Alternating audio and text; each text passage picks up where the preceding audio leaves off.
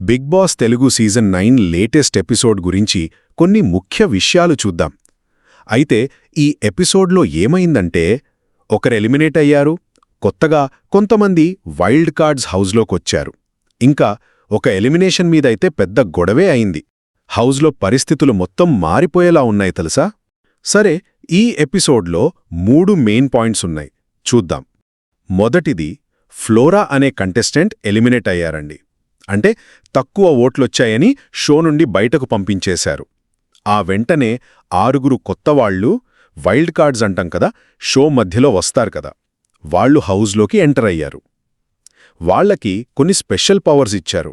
అంటే ఆ వారం ఎలిమినేషన్ నుంచి సేఫ్ అవ్వడం, ఇమ్యూనిటీ, నామినేషన్స్ని మార్చేయడం, ఇలాంటివన్నమాట.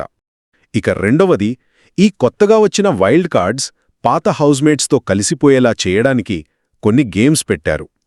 మరి ఈ కొత్త పవర్స్ వల్ల హౌస్లో గ్రూపులు, గేమ్ ప్లాన్స్ అన్నీ కూడా మారొచ్చు అని అనుకుంటున్నారు. చూడాలి మరి. ఇక చివరిగా శ్రీజ అనే మరో కంటెస్టెంట్ ఎలిమినేషన్. అబ్బో, ఇదే పెద్ద కాంట్రవర్సీ అయింది.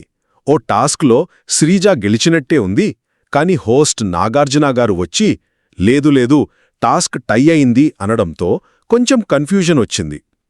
చివరికి కొత్తగా వచ్చిన వైల్డ్ కార్డ్స్ శ్రీజ బాగా ఆడినా సరే ఆమెను ఎలిమినేట్ చేయడానికి ఓటు వేయడం, ఇదే కొంచెం తేడాగా జరిగిందని చాలామంది ఫీల్ అయ్యారు. మొత్తానికి ఈ ఎపిసోడ్ వైల్డ్ కార్డ్స్ రాకతో హౌస్ డైనమిక్స్నైతే మార్చేసింది.